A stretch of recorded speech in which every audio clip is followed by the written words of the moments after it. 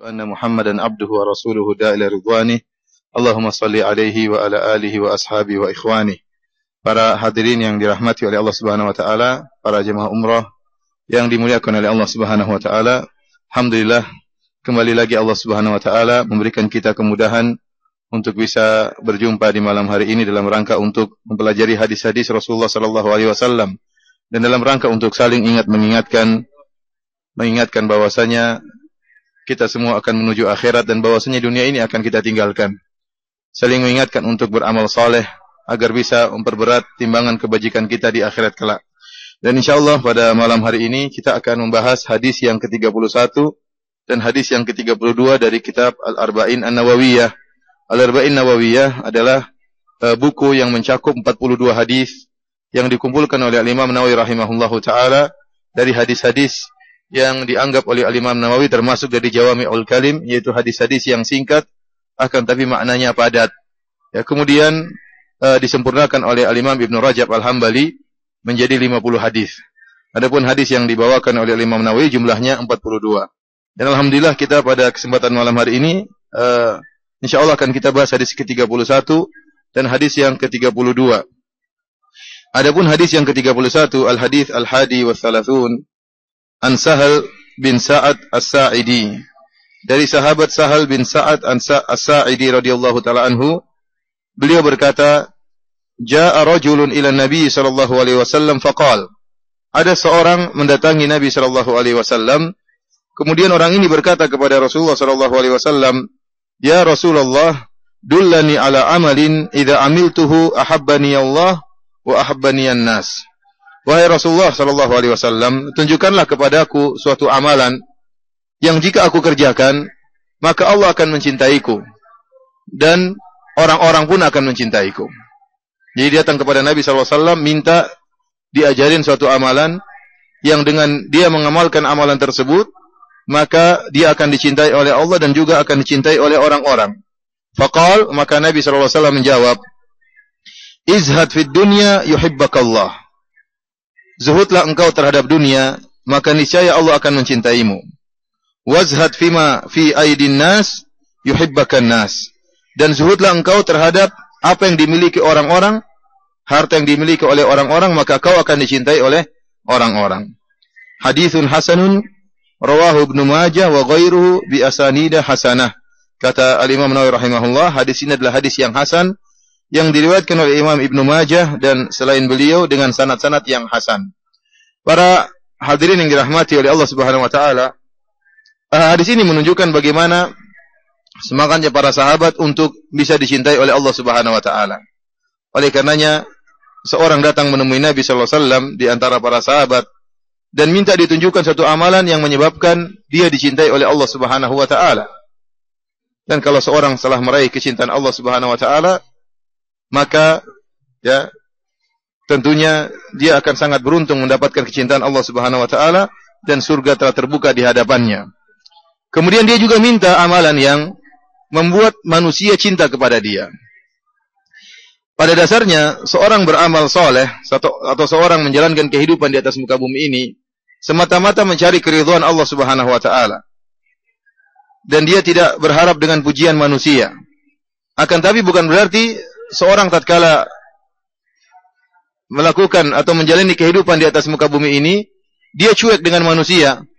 Dia tidak peduli apakah manusia benci kepada dia atau manusia tidak suka dengan dia. Bukan demikian cara kaum muslimin menjalani kehidupannya. Oleh karenanya Nabi SAW mengajarkan seorang untuk bisa bergaul. Sebagaimana telah kita jelaskan berulang-ulang sabda Nabi SAW, "La khaira fiman la ya'laf wa la yu'laf." Tidak ada kebaikan bagi seorang yang tidak bisa bergaul dan tidak bisa diajak bergaul. Dan Nabi SAW dalam hadisnya mengatakan, "Aqrabukum minni majlisan yaumal qiyamah ahasinukum akhlaqa." Orang yang paling dekat denganku pada hari kiamat adalah yang paling baik akhlaknya. Siapa mereka? Al-muwatti'una aknafan alladzina ya'lafun wa yu'lafun. Itu orang-orang yang membentangkan pundak mereka, yaitu membentangkan tangan mereka, yang mereka bergaul dan mudah diajak bergaul. Bagaimana seorang mudah untuk bergaul dan bagaimana seorang mudah untuk diajak bergaul jika dia tidak dicintai oleh manusia? Oleh karenanya orang yang paling buruk pada hari kiamat, kata Nabi SAW, Inna syarran nasi manzilatan yaumal qiyamati indallah man wada'ahu an-nas ittiqa'a syarrihi. Orang yang paling buruk kedudukannya pada hari kiamat kelak adalah seorang yang ditinggalkan masyarakat, ditinggalkan manusia gara-gara takut dengan kejahatannya. Dalam riwayat ittiqa'a fuhsyih, karena takut dengan buruknya lisannya. Karenanya hidup di atas muka bumi ini dengan dicintai oleh orang-orang adalah suatu yang dituntut ya. Kalau kita bergaul kemudian orang-orang senang dengan kita, maka kita mudah berinteraksi, mudah untuk mendakwahi mereka, mudah untuk menasihati mereka. Kalau ada hubungan dagang juga mudah, sehingga kita terjauhkan dari keburukan-keburukan orang-orang dan orang-orang juga tidak melakukan kezaliman kepada kita. Namun tentunya segala tingkah laku kita, segala perilaku kita semata-mata karena Allah Subhanahu wa taala, bukan karena ingin dipuji, bukan karena mengharapkan cinta manusia, tidak, tetapi kita ingin menjalankan perintah Allah dan perintah Nabi SAW, bagaimana bisa berakhlak dengan manusia dengan akhlak yang baik, sebagaimana sabda Nabi SAW, wa khaliqin nas bi khuluqin hasanin. Bergaulah dengan manusia dengan akhlak yang baik. Dan otomatis seorang yang bergaul dengan manusia dengan akhlak yang baik, maka dia akan dicintai oleh manusia. Oleh karena jangan salah sangka, jangan sampai seorang kemudian mengatakan, saya tidak peduli dengan apa perkataan orang, yang penting Allah ridha dengan saya. Iya, enggak apa-apa. Allah yang tidak peduli, yang penting kau berjalan dengan prosedur yang benar, dengan akhlak yang benar. Kalau kau sudah berjalan dengan akhlak yang benar, sudah berjalan dengan cara yang benar, dengan cara yang tepat, orang-orang masih tetap membencimu, maka tidak akan memberi kemudaratan kepada engkau selama Allah mencintaimu.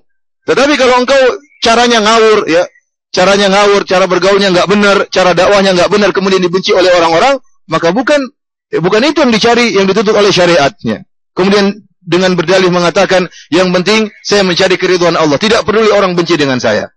Ya, bukan begitu caranya. Kita berusaha untuk berdakwah dengan sebaik-baiknya. Oleh karenanya Ali bin Abi Thalib mengatakan, haditsun nasa bima ya'rifun. Sampaikanlah atau berbicaralah dengan manusia sesuai dengan kadar nalar mereka. Atuhibbuna ayyukadzdzaballahu wa rasuluh. Apakah kau suka Allah dan Rasulnya didustakan? Oleh karena lihat sahabat ini, atau seorang yang datang kepada Nabi, dia meminta ditunjukkan satu amalan yang membuat manusia cinta kepada dia. Karena kalau orang-orang cinta kepada dia, maka urusan akan mudah, urusan dunia juga mudah, dakwah juga mudah, ya, urusan kaum muslimin juga mudah. Ya, kalau ada kerja bakti atau kerjasama di antara kaum muslimin mudah. Kenapa? Mereka cinta kepada dia. Maka apa jawaban Nabi sallallahu alaihi wasallam? Izhad fid dunya yuhibbakallah. Zuhudlah engkau terhadap dunia, maka Allah akan mencintaimu. Wazhad fima fi aidin nas yuhibbakan nas. Dan zuhudlah engkau terhadap harta yang dimiliki oleh orang-orang, maka orang-orang akan mencintaimu. Poin pertama yang disebutkan oleh Nabi sallallahu alaihi wasallam yaitu bagaimana seorang bisa meraih kecintaan Allah Subhanahu wa taala, caranya dengan zuhud terhadap dunia. Caranya terhadap zuhud terhadap dunia. Jangan terpedaya dengan dunia. Jangan tergiur dengan dunia. Tetapi seorang harus zuhud kepada dunia. Apa makna zuhud kepada dunia? Kebanyakan orang menyangka namanya zuhud kepada dunia adalah seorang yang meninggalkan dunia secara total, kemudian berpakaian dengan pakaian yang lusuh, ya. Bahkan sebagian orang menyangka itulah yang dituntut dalam syariat, kemudian berdalil dengan orang-orang sufah, ashabus sufah, sehingga sebagian mereka kemudian mengatakan inilah zuhud yang sebenarnya, ya. Apakah zuhud demikian? Kalau kita perhatikan penjelasan para ulama sebagaimana dinukil oleh Al-Imam Ibn Rajab Al-Hambali dalam kitabnya Jami'ul Ulum wal Hikam, kebanyakan perkataan ulama tentang makna zuhud kembali kepada amalan hati. Kembali kepada amalan hati, bukan hanya sekedar amalan zahir. Ya, zuhud kepada dunia kembali kepada amalan hati. Oleh karenanya di antara perkataan para ulama tentang zuhud, seperti perkataan sebagian ulama, sebagian salaf yang mengatakan, ayyakuna al-'abdu bima fi aidillah awsaqu minhu mimma bima fi aidin nas, atau bima fi yadi nafsihi. Yaitu seorang hamba lebih yakin dengan janji Allah Subhanahu wa taala, apa yang ada di sisi Allah daripada apa yang ada di tangannya. Ini di antara makna zuhud yang disebutkan oleh para ulama, para salaf. Artinya apa? Ini seorang lebih yakin dengan apa yang dijanjikan oleh Allah daripada apa yang ada di tangannya. Kebanyakan manusia dia percaya dengan apa yang ada dia miliki. Kalau dia memiliki harta, maka dia yakin kebahagiaan di tangan dia. Sehingga dia berusaha mengumpulkan harta, ya, dan masuklah harta itu ke dalam hatinya. Oleh karenanya, penjelasan para salaf tentang makna zuhud di antaranya tadi, seorang lebih yakin dengan apa yang ada yang dijanjikan oleh Allah daripada apa yang ada di tangannya. Artinya apa? Harta boleh ada di tangannya, tetapi tidak masuk ke dalam hatinya. Yang ada dalam hatinya adalah apa yang dijanjikan oleh Allah Subhanahu wa taala. Dan ini adalah hakikat zuhud. Oleh karenanya bisa jadi seorang itu zuhud dan dia dalam keadaan kaya raya. Bisa jadi seorang itu zuhud dan dia dalam keadaan kaya raya. Dan bisa jadi seorang tidak zuhud meskipun dalam keadaan bajunya lusuh. Meskipun dalam keadaan ya pakaiannya compang-camping. Kenapa? Karena hatinya mencari harta. Hatinya mencari harta namun dia tidak dapatkan. Oleh karenanya kalau kita perhatikan, saya ulangi lagi, kita perhatikan perkataan para salaf, makna zuhud semuanya kembali ke dalam hati. Oleh karenanya dikatakan Malik bin Dinar rahimahullah mengatakan, orang-orang mengatakan Malik bin Dinar az-zahid. Malik bin Dinar adalah seorang yang zuhud. Maka dia mengatakan bukan itu zuhud, yang zuhud adalah Umar bin Abdul Aziz. Yang zuhud adalah Umar bin Abdul Aziz. Kenapa? Malik bin Dinar bukanlah orang kaya. Kalau dia sederhana wajar. Tetapi yang dikatakan kaya adalah, yang dikatakan zuhud adalah Umar bin Abdul Aziz. Yang harta di tangan dia, namun harta tersebut tidak masuk dalam apa? Hatinya. Ini yang disebut dengan zuhud yang sejati. Oleh karenanya, sebagian orang merasa dirinya zuhud, ya namun kita katakan zuhud terpaksa. Zuhud apa? Terpaksa karena memang nggak punya apa-apa. Kemudian mulai mencela orang yang mungkin berpakaian bagus, mencela mungkin orang yang memiliki kendaraan yang lumayan lah yang bisa dia pakai, yang bagus. Dia mengatakan orang itu tidak zuhud, orang itu ini, orang itu mencela. Sementara zuhud seperti dia menyangka dirinya apa? Zuhud. Padahal dia zuhud terpaksa karena memang tidak punya apa? Tidak punya duit. Bukan ini zuhud, zuhud masalah hati. Oleh karenanya para hadirin rahmati oleh Subhanahu wa taala, memang kita dapati terlalu banyak ayat dan terlalu banyak hadis mencela dunia. Banyak sekali ayat seperti firman Allah Subhanahu wa taala, "Qul mata'ud dunya qalil." Katakanlah bahwasanya perhiasan dunia adalah perhiasan yang kecil, kesenangan yang sebentar. Kemudian Allah mengatakan juga dalam ayat, "Bal tu'thirunal hayatad dunya wal akhiratu khairu wa abqa." Akan tapi kalian lebih mengutamakan dunia, padahal akhirat lebih utama dan lebih kekal daripada dunia. Kemudian contohnya seperti sabda Nabi sallallahu alaihi wasallam, "Lau kanatid dunya ta'dilu indallahi janaha ba'udah, lama saqallahu kafiran minha syarbata ma'in." Kata Nabi sallallahu alaihi wasallam, kalau dunia ini seimbang setara dengan nilai sayap seekor nyamuk, maka Allah tidak akan memberikan minuman seteguk minuman kepada seorang kafir. Artinya dunia ini sangat hina, ya. Lebih hina daripada sayap seekor nyamuk. Kalau dunia ini lebih bernilai daripada seekor nyamuk, maka Allah tidak akan berikan minuman kepada orang kafir. Orang kafir tidak berhak merasakan kenikmatan. Namun karena dunia ini hina, maka dunia diberikan kepada orang kafir. Namun dijelaskan oleh Al-Imam Ibn Rajab Al-Hambali, memang benar terlalu banyak ayat dan terlalu banyak hadis yang mencela dunia. Tetapi celaan tersebut bukan karena dunianya, tetapi celaan tersebut karena sikap manusia terhadap dunia. Perhatikan di sini. Kenapa dunia tercela? Karena sikap manusia yang terhadap dunia, yang terlalu mencari dunia sehingga lupa dengan akhirat. Padahal kalau dunia tersebut digunakan untuk akhirat, maka terpuji. Oleh karena contohnya Allah mengatakan, "I'lamu annamal hayatud dunya la'ibu wa lahu wa zinah. Wa zinatu wa tafakhurun bainakum wa takathurun fil amwali wal aulad." Ketahuilah bahwasanya la'ibu wa lahu, kehidupan dunia ini hanyalah permainan dan senda gurau. Lihat, dunia ini permainan dan senda gurau, dikembalikan kepada amalan manusia. Wa takathurun fil amwal wal aulad, mereka berlomba-lomba untuk memperbanyak harta. Wa tafakhurun, dan juga saling sombong menyombong, dalam saling bangga-banggakan. Allah mencela dunia karena sikap manusia terhadap dunia, bukan karena dunianya. Dalam sebagian ayat yang lain Allah memuji dunia. Contohnya Allah mengatakan, "Huwallazi ja'ala lakumul arda dhalulan famshu fi manakibiha wa kulu min rizqih." Dialah yang telah menjadikan dunia, bumi ini tunduk kepada kalian sehingga mudah untuk ditempuh, maka berjalanlah di penjuru dunia dan carilah rezekinya. Allah menyebutkan bahwasanya dunia dibentangkan adalah karunia dari Allah Subhanahu wa taala. Alam naj'alil ardha mihada. Bukankah kami telah membentangkan dunia? Artinya Allah menunjukkan dunia ini karunia. Karunia. Wa huwa alladhi ja'ala al-laila wan-nahara khilfatan liman arada an yadhakkaru aw arada syukura. Dan dialah yang menjadikan siang dan malam bergantian bagi orang yang bisa mengambil pelajaran dan ingin bersyukur. Perhatikan di sini. Dunia, buminya maupun waktunya semuanya dari Allah Subhanahu wa taala. Barang siapa yang bisa bersyukur dengan dunia tersebut maka dipuji oleh Allah Subhanahu wa taala.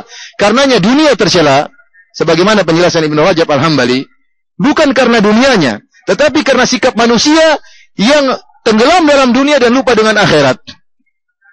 Oleh karenanya sering saya sampaikan bahwasanya kekayaan tidak tercela. Sebagaimana juga kemiskinan tidak tercela. Tetapi yang tercela adalah pemilik kekayaan tersebut. Tatkala kekayaan tidak bisa difungsikan untuk kepentingan akhirat, maka tercela orang ini. Kalau seandainya kekayaan tercela secara mutlak, maka semua orang yang kaya tercela. Namun ternyata tidak. Bahkan sebagian nabi kaya raya. Contohnya Nabi Sulaiman alaihissalam. Kaya rayanya luar biasa. Namun kekayaan tersebut tidak di hatinya. Kekayaan itu di tangannya. Hatinya akhirat. Bagaimana menggunakan kekayaan ini untuk kepentingan akhirat. Nabi Daud, raja, juga demikian. Demikian juga para sahabat, banyak yang kaya. Abdurrahman bin Auf, Utsman bin Affan, orang-orang kaya. Oleh karenanya, orang sebagaimana telah lalu, orang-orang miskin cemburu kepada orang-orang kaya. Tatkala mereka datang kepada Nabi SAW dan mereka berkata, "Ya Rasulullah, dhahaba ahlud duthuri bil ujuri." Wahai Rasulullah, orang-orang kaya telah membawa pergi pahala yang banyak, telah membawa pahala yang banyak. Orang-orang kaya. Yusalluna kama nusalli. Kami salat, mereka juga salat. Wa yusumuna kama nasum. Kami puasa, kami yang miskin puasa, yang kaya juga puasa. Yang jadi masalah, wa yatasaddaquna bi fuduli amwalihim. Mereka bisa bersedekah, kami tidak bisa. Maka sahabat-sahabat yang miskin apa? Protes. Jadi kekayaan tersebut kalau digunakan untuk akhirat, maka terpuji. Oleh karenanya, tatkala waktunya perang Tabuk, Ghazwatu Tabuk, maka Nabi SAW memberi semangat para sahabat untuk bersedekah. Memberi semangat kepada para sahabat untuk berangkat perang. Disebut dengan Ghazwatul Usrah. Perang yang sulit. Kenapa? Karena jauh perjalanan. Di waktu musim panas, dari kota Madinah harus berjalan ke Tabuk. Tabuk sekitar 750 km. Tatkala itu, ya, disebut dengan perang yang sulit. Kenapa? Karena kondisi yang musim panas tatkala itu, sementara sebagian sahabat kekurangan, tidak bisa berangkat. Maka tatkala itu Utsman bin Affan radhiyallahu ta'ala anhu menyumbangkan 300 ekor onta beserta pelanannya lengkap. Luar biasa. Ini tidak bisa dilakukan oleh semua sahabat. Sahabat-sahabat yang miskin tidak bisa menyumbang. Bahkan sahabat-sahabat yang miskin tidak bisa ikut jihad. Dalam ayat Allah Subhanahu wa taala sebutkan tatkala mereka datang, sahabat-sahabat yang miskin datang minta kepada Nabi agar disediakan kendaraan supaya mereka bisa berangkat jihad. Qul la ajidu ma ahmilukum alaihi. Dalam Al-Quran, dalam surat Taubat. Maka Nabi mengatakan, aku tidak mendapati tunggangan yang bisa memikul kalian untuk berangkat jihad. Ya, orang miskin tidak, kalau orang mau jihad harus punya tunggangan, entah onta, entah kuda, karena perjalanan begitu apa? Begitu jauh. 750 km. Atau paling tidak satu kuda gantian berapa orang, satu ekor onta gantian berapa orang. Lebih dari itu nggak bisa, karena kalau yang jalan terus akan terlambat. Sehingga perang tidak bisa jadi. Oleh karenanya, sebagian sahabat ditolak oleh Nabi SAW, tidak bisa ikut perang. Kenapa? Karena miskinnya mereka. Dan tidak ada onta atau kuda yang bisa mereka tunggangi. Kata Allah Subhanahu wa taala, "Tawallau wa a'yunuhum tafidu minad dam'i hazanan alla yajidu ma yunfiqun." Maka tatkala Nabi mengatakan tidak ada tunggangan yang bisa kalian tunggangi, maka mereka pun pergi, para sahabat, dalam keadaan menangis. Sahabat-sahabat yang miskin. Mereka menangis. Kenapa? Hazanan alla yajidu ma yunfiqun. Mereka tidak menemukan apa yang bisa mereka infakkan. Perhatikan di sini. Tatkala ini nampak kemuliaan orang kaya dibandingkan orang apa? Orang miskin. Oleh karena saya ingatkan tadi perkataan para salaf bahwasanya maknanya zuhud adalah engkau lebih percaya kepada janji Allah daripada apa yang ada di tanganmu. Artinya jadikanlah dunia di tanganmu, bukan di hatimu. Hatimu tetap kepada Allah Subhanahu wa ta'ala. Ini adalah zuhud yang hakiki. Zuhud yang hakiki. Kemudian di antara makna zuhud yang disebutkan oleh para salaf, yaitu seorang tatkala terkena musibah, dia bersabar dan ridha. Dan dia lebih mengharapkan pahala dari musibah tersebut daripada dikembalikan dunianya yang hilang. Ini kembali kepada keyakinan. Saya ulangi, para salaf mengatakan dia lebih berharap terhadap pahala yang Allah berikan pada musibah tersebut daripada kembalinya dunianya yang hilang tadi. Ini perkara yang berat. Tidak bisa keluar kecuali dari orang yang benar-benar memiliki keyakinan yang tinggi. Kebanyakan kita atau rata-rata kita kalau terkena musibah, kita ingin mobil kita hilang segera ingin dikembalikan. Anak kita meninggal, kita ingin dihidupkan kembali. Akan tetapi barang siapa yang berharap janji Allah terhadap pahala dari musibah, maka dia lebih berharap pahala tersebut daripada dikembalikannya dunia. Namun ini kembali kepada keyakinan. Kebanyakan orang beriman dengan apa yang dilihatnya. Tatkala suatu yang dilihatnya hilang, ya sudah, hilang berarti. Sementara janji Allah tidak ada yang kelihatan. Semuanya perkara yang gaib. Oleh karenanya Al-Imam Ibnu Qayyim rahimahullah menyebutkan bahwasanya segala musibah yang Allah berikan kepada seorang yang beriman, pasti akibatnya lebih baik. Pasti ada hikmah yang lebih baik bagi hamba tersebut. Dia tahu ataukah dia tidak tahu. Pasti ada hikmah di balik musibah tersebut. Sampai-sampai ulama menyatakan, seandainya seorang mukmin ditampakkan hikmah dari musibah yang dia rasakan, maka dia akan minta terus dikasih musibah. Kalau seandainya Allah menampakkan setiap ada musibah, Allah tampakkan hikmahnya seperti ini, keuntungannya seperti ini, pahalanya seperti ini, maka setiap orang akan minta dikasih musibah. Akan tapi ini perkara gaib. Oleh karena kembali kepada keyakinan. Di antara makna zuhud yang disebutkan oleh para salaf adalah an yastawiya dhammuka wa madihuka fil haq. Bahwasanya orang yang mencelamu dan orang yang memujimu sama di sisimu. Kalau celaannya dan pujiannya benar. Artinya dia mencelamu karena tepat, memang perlu kau dicela. Dan dia memujimu karena memang kau punya kelebihan sehingga kau dipuji. Tetapi bagimu orang yang mencela sama memuji sama saja. Ini adalah makna zuhud. Kenapa? Karena kau yakin dengan janji Allah Subhanahu wa taala dan kau yakin bahwasanya celaan dan pujian tidak akan mempengaruhi dirimu. Yang berpengaruh kepada engkau adalah pujian Allah Subhanahu wa taala, bukan pujian manusia. Dan yang mencelakakanmu adalah celaan Allah Subhanahu wa taala, bukan celaan manusia. Dan ini juga perkara yang berat. Kalau makna zuhud seperti ini, maka siapa yang zuhud? Berat sekali. Kebanyakan kita mencintai orang yang memuji kita dan kita membenci orang yang mencela kita. Bahkan yang memuji kita tidak benar pun kita senang. Oh kamu gini, padahal enggak begitu. Tapi karena dia memuji kita senang. Dan ini sifat manusia. Oleh karenanya Imam Ibnu Rajab Al-Hambali rahimahullah mengatakan, kalau kita perhatikan makna zuhud, maka semuanya kembali kepada amalan hati. Ada satu definisi zuhud yang disebutkan oleh Imam Ibnu Rajab Al-Hambali dari Abu Sulaiman Ad-Darani, dan makna zuhud tersebut mencakup makna zuhud yang sebelumnya, dan dia lebih ajma, lebih mencakup makna zuhud. Makna zuhud tersebut an yatruka ma yushghiluhu anillah. Zuhud adalah engkau meninggalkan perkara yang bisa melalaikan engkau dari Allah. Ini adalah makna zuhud. Engkau meninggalkan segala perkara yang bisa melalaikan engkau dari Allah Subhanahu wa taala.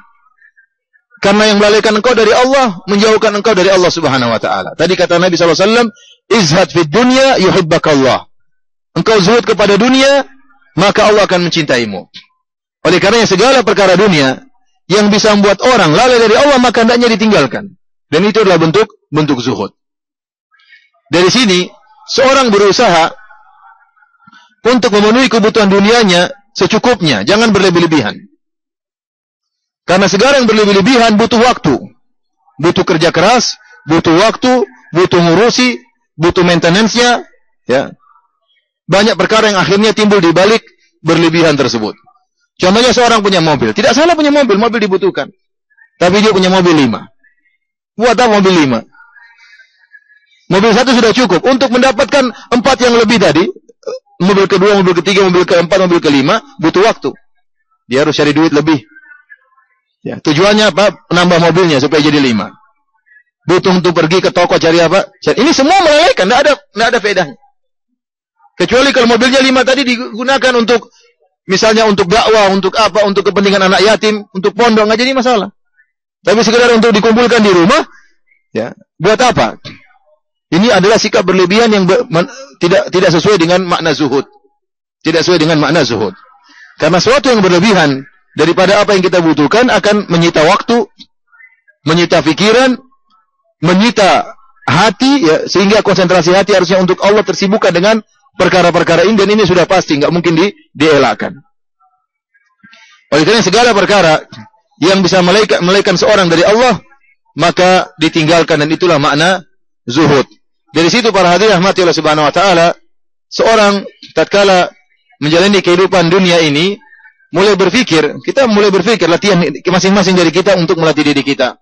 Setiap kita bertindak ini melalaikan enggak? Kalau enggak melalaikan, lakukan. Kalau melalaikan, mending saya tinggalkan. Kalau enggak melalaikan, maka lakukan.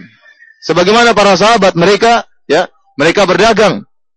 Mereka mengumpulkan harta, tetapi tujuan mereka karena Allah. Sehingga harta tersebut, tatkala mereka cari, mereka tidak lalai dari Allah. Karena dalam hati mereka hadir, harta ini akan saya infakkan di jalan Allah Subhanahu wa taala. Sehingga mereka meskipun sibuk dengan jual beli, sibuk dengan tawar menawar, sibuk dengan mencari barang, sibuk dengan menjual barang, hati mereka kepada Allah Subhanahu wa taala. Kalau antum bisa seperti ini, maka antum tetap zuhud meskipun hartanya banyak. Tetapi kalau tidak demikian, lalai dari Allah Subhanahu wa taala, maka itu bukan sifat orang yang zuhud. Para hadirin rahmati Allah Subhanahu wa taala, kemudian sabda Nabi yang berikutnya kepada orang ini, yaitu pada bagian kedua tatkala dia mengatakan, wa ahabbaniyan nas, tunjukkanlah kepadaku amalan yang orang-orang akan mencintaiku. Maka apa jawaban Nabi SAW? Wazhad fima fi aidin nas yuhibbakan nas. Hendaknya engkau zuhud kepada harta yang dimiliki oleh manusia, maka manusia akan cinta kepadamu. Ini mengajarkan kita untuk tidak butuh kepada orang lain dan tidak berharap diberikan oleh orang lain. Oleh karena orang yang paling bahagia adalah orang yang harapannya hanya kepada Allah Subhanahu wa taala. Orang yang harapannya hanya dia gantungkan kepada Allah Subhanahu wa taala. Dan pengalaman bahwasanya seorang yang berharap kepada makhluk, seorang yang berharap kepada manusia pasti kecewa. Pasti kecewa. Suatu saat dia tidak kecewa dan seringnya dia dikecewakan oleh manusia. Berharap dibantu oleh orang, berharap dikasih sumbangan sama orang, berharap ini orang, akhirnya dia kecewa. Manusia suka berjanji dan dia lupa dengan janjinya. Oleh karenanya makna zuhud agar dicintai oleh orang-orang, yaitu jangan berharap sama sekali dari orang-orang tersebut harta mereka, jangan berharap. Disebutkan dalam riwayat ada seorang Arab Badui, sebagaimana disebutkan oleh Ibnu Rajab dalam kitabnya Jami'ul Ulum wal Hikam. Orang Arab Badui bertanya kepada Ahlul Basrah, kepada penduduk kota Basrah. Dia bertanya, "Man sayyidukum? Siapa pimpinan kalian?" Maka orang-orang penduduk Basrah mengatakan, Al-Hasan Al-Basri, dialah pimpinan kami. Maka dia bertanya lagi, "Bima sadakum?" Apa yang buat dia menjadikan dia pemimpin kalian? Maka mereka menjawab, "Lihajatin nas ila ilmihi wastighnaihi an malihim."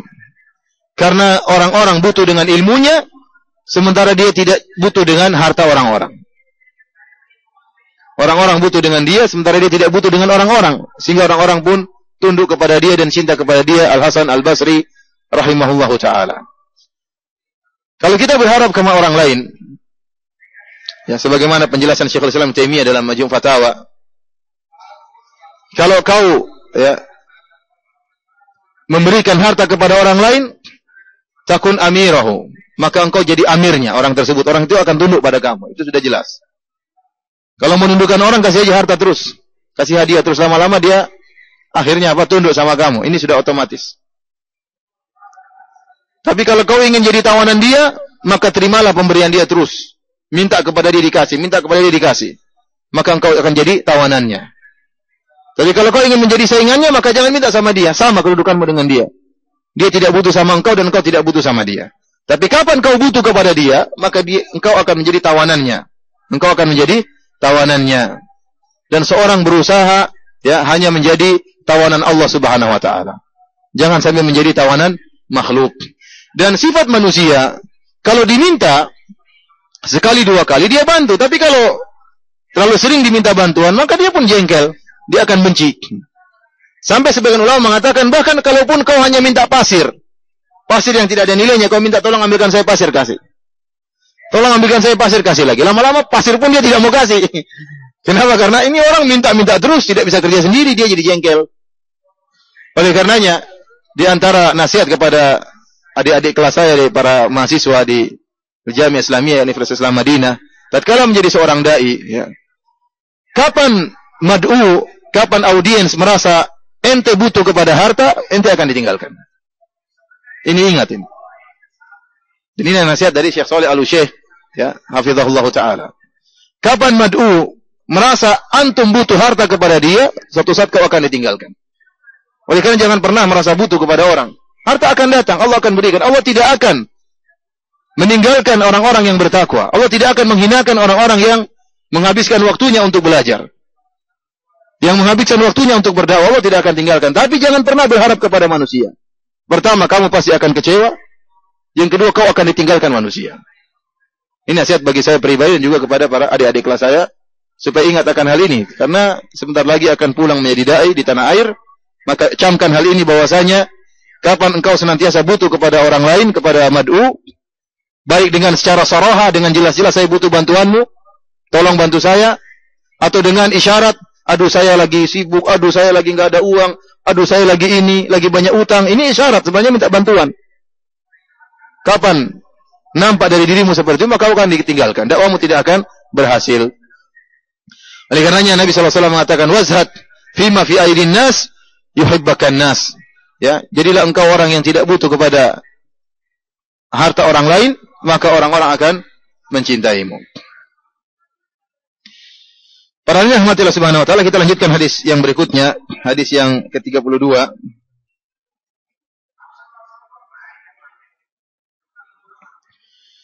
Al-hadis tsani wa thalathun, hadis yang ke-32, an Abi Sa'id Al-Khudri. Dari Abu Sa'id Al-Khudri radhiyallahu ta'ala anhu, anna Nabi sallallahu alaihi wasallam qala, bahwasanya Rasulullah SAW bersabda, la dharar wa la dhirar. Tidak ada kemudaratan dan tidak boleh memberi kemudaratan kepada orang lain. Haditsun hasanun, kata Imam Nawawi rahimahullah, hadis yang hasan. Rawahu Ibnu Majah wa Daruqutni wa ghairuhuma musnadan. Wa rawahu Malikun fil Muwatta. Bahwasanya hadis yang hasan diriwayatkan oleh Ibnu Majah dan Daruqutni dan selain mereka berdua secara musnad sampai Rasulullah SAW, dan juga diriwayatkan oleh Imam Malik dalam kitabnya Al-Muwatta. Hadis ini banyak lafal-lafalnya dan banyak riwayat-riwayatnya, jalan-jalannya, sehingga para ulama memberi hukum kepada hadis ini hadis-hadis yang hasan. Ya, karena meskipun sanadnya dalam hadis ini sanadnya lemah, tapi banyak riwayat yang mendukung sehingga naiklah derajatnya menjadi hadis yang hasan, dan hadis yang hasan bisa dijadikan hujjah. Oleh karenanya sabda Nabi SAW, la dharar wa la dirar, tidak ada kemudaratan dan tidak boleh memberi kemudaratan kepada orang lain, dijadikan oleh para ulama salah satu dari kaidah, ya, yang pokok dari al-qawaid al-kubra, al-fiqih al-kubra. Ada 5 atau 6 kaidah besar dalam fikih. 5 atau 6 kaidah besar dalam fikih, di antaranya ini. Ad-dhararu yuzal, bahwasanya kemudaratan dihilangkan.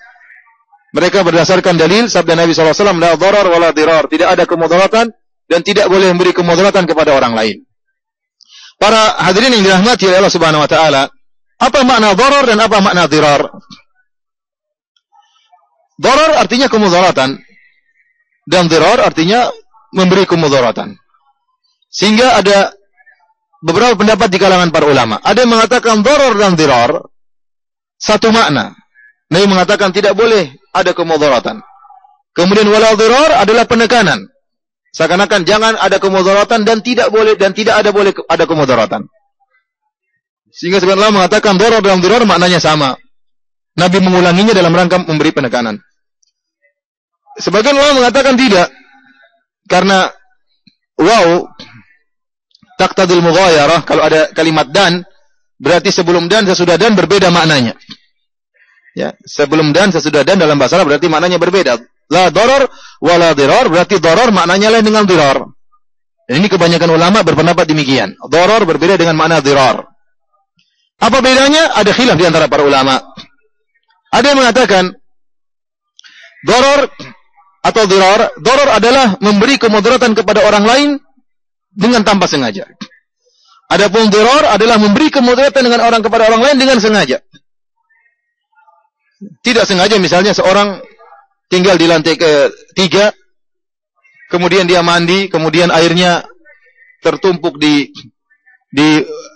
toiletnya, ternyata air tersebut merembes, jatuh ke lantai bawah. Ini darar. Dia memberi kemudaratan kepada penghuni apartemen yang di bawah dia, namun tidak sengaja. Kalau sengaja, memang dia sengaja tumpahin air banyak biar mereka susah di bawah. Ini namanya apa? Sengaja. Ada yang mengatakan darar adalah seorang memberi kemudaratan ibtidaan. Secara awal memang dia ingin memberi kemudaratan kepada orang tersebut. Adapun darar adalah membalas ala wajhil muqabalah. Jadi darar sejak awal dia ingin memberi kemudaratan kepada orang lain. Adapun darar adalah membalas kemudaratan dengan yang lebih daripada kezaliman tersebut. Kita boleh membalas kezaliman, tetapi harus dengan setara kezaliman tersebut. Fa in aqabtum fa'aqibu bimithli ma uqibtum bih. Kata Allah Subhanahu wa taala, kalau kalian ingin membalas, maka balaslah sebagaimana dengan kalian dilakukan. Artinya kalau ada orang bilang kepada kita, misalnya akramakumullah, misalnya dikatakan kamu anjing, maka kita jawab juga kamu anjing. Jangan kita jawab iya kamu anjing rabies. Bapak dan anakmu juga anjing. Nah, ini berlebihan, tidak boleh. Tidak boleh ini. Yang boleh hanya apa? Setara. Kalau kita berlebihan berarti telah berbuat zalim kepada orang tersebut. Di antaranya yang mengatakan berbeda darar wala dirar. Darar adalah kembali kepada syariat. Artinya syariat ini tidak ada kemudaratan.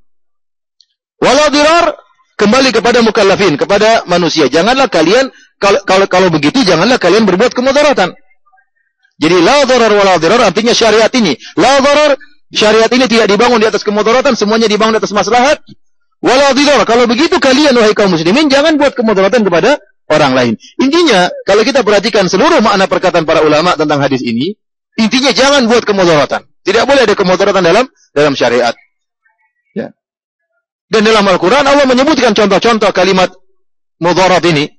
Contohnya seperti Allah Subhanahu wa taala berfirman, "La tudarru walidatun biwaladiha, walau mauludun lahu biwaladih." Tidak boleh seorang ibu diberi kemudaratan dengan anaknya, dan juga tidak boleh seorang bapak diberi kemudaratan dengan anaknya. Maksudnya apa? Kalau kita baca perkataan ahli tafsir, maksudnya apa? Seorang ibu diberi kemudaratan dengan anaknya. Bagaimana tatkala suami istri cerai, ternyata punya anak, maka suaminya ingin beri kemudaratan kepada istrinya. Bagaimana caranya? Kamu tidak boleh netek anak saya, nggak boleh. Ibunya kan sedih, dia ingin apa? Menyusui anaknya. Ini berarti apa? Memberi kemudaratan, dilarang. Atau dia memberi anaknya untuk disusuin oleh ibunya. Dan wajib bagi sang ayah untuk memberi nafkah. Suruh netek anaknya nggak dikasih nafkah. Nggak, kamu cari makan sendiri, tetein anakmu sendiri. Dia nggak mau kasih nafkah sama anaknya. Ini berarti memberi kemudaratan kepada sang ibu. Sebaliknya juga, tidak boleh ibu memberi kemudaratan kepada bapaknya. Mentang-mentang sudah cerai, istrinya jengkel, ya, ayahnya bilang, ini tetein anak saya, nggak mau, saya nggak mau netein anakmu. Cari perempuan lain. Ya. Tidak semua orang mau netein anak kita. Dan tidak semua anak mau ditetein sama semua ibu. Dia cocoknya sama ibunya. Dalam rangka untuk membuat jengkel suaminya. Ini berarti memberi kemudaratan sang ayah dengan perantaraan anaknya. Seperti itu. Atau sang ayah memberikan anaknya kepada istrinya, tolong netein anak saya. Iya, tapi gajinya 1 bulan 5 juta. Nete aja 5 juta.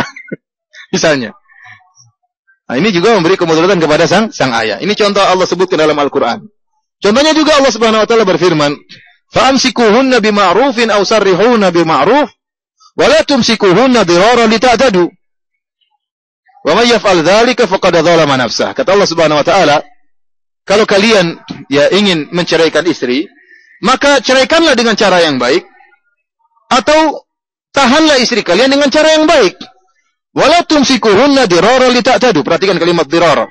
Dan janganlah kalian menahan istri kalian karena ingin memberi kemudaratan kepada istri kalian.